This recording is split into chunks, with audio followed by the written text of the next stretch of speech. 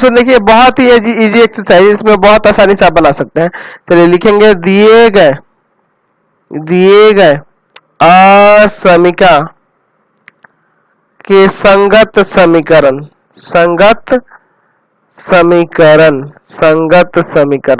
तो एक हो जाएगा x बराबर 5 और एक हो जाएगा y बराबर 2। चलिए अब इसका ग्राफ पहले बना लेते हैं, फिर चेक करेंगे इसको। चलिए इसका पहले यहाँ ग्राफ बना लेते हैं।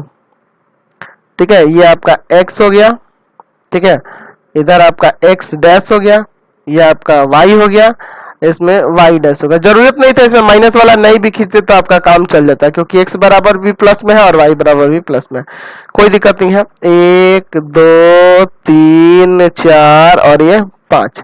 उसी तरह इस पे भी 1 2 3 4 5 काफी है, माइनस में तो कोई जरूरत नहीं है। -1 -2 -3 रहने दीजिए माइनस में, -1 -2 -3। चलिए x बराबर 5 है, तो x बराबर 5 का ग्राफ यहाँ से ये ना होगा, यही वाला होगा, यहाँ से जाएगा x बराबर 5 का।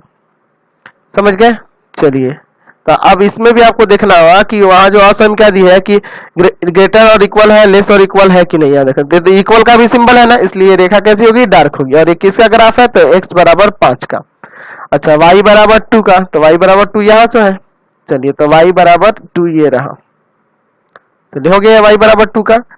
इसको भी लिख देते हैं यहाँ पे, ये किसका है, y बराबर 2 का। आपको ये भी इसमें भी देखिए यहाँ ग्रेटर कह रहा ना कि y इज ग्रेटर देन और इक्वल टू 2, तो इक्वल भी आ गया, इसलिए ये भी रेखा क्या होगी, डार्क होगी। अब आपको हल क्षेत्र इसका चेक करना है, तो आप लिखेंगे 0 0 पर असमीकाएं।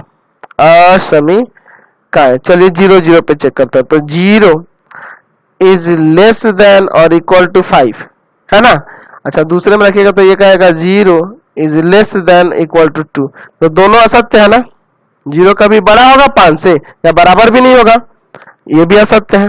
2 से भी बड़ा नहीं हो सकता है 0, तो दोनों कंडीशन में असत्य हो रहा है। यानी कि ये 0 0 यहाँ ना बिंदु था, तो इस बिंदु के विपरीत है ना, यहाँ देखना होगा, इधर रेखा के दूसरे तरफ है ना, तो इसके बाहर और इस रेखा के भी बाहर, इस रेखा के भी बाहर और इस रेखा के भी बाहर, यानी कि उभयनिष्ठ जो आपको हल जो दिख रहा है ये वाला हो जाएगा। दोनों में कॉमन हल यही ना होगा, तो ये बाहर की तरफ इसको रंग देंगे। ठीक है, इसी को छायांकित कर दीजिएगा अच्छे से, यही आपका हल क्षेत्र हो जाएगा।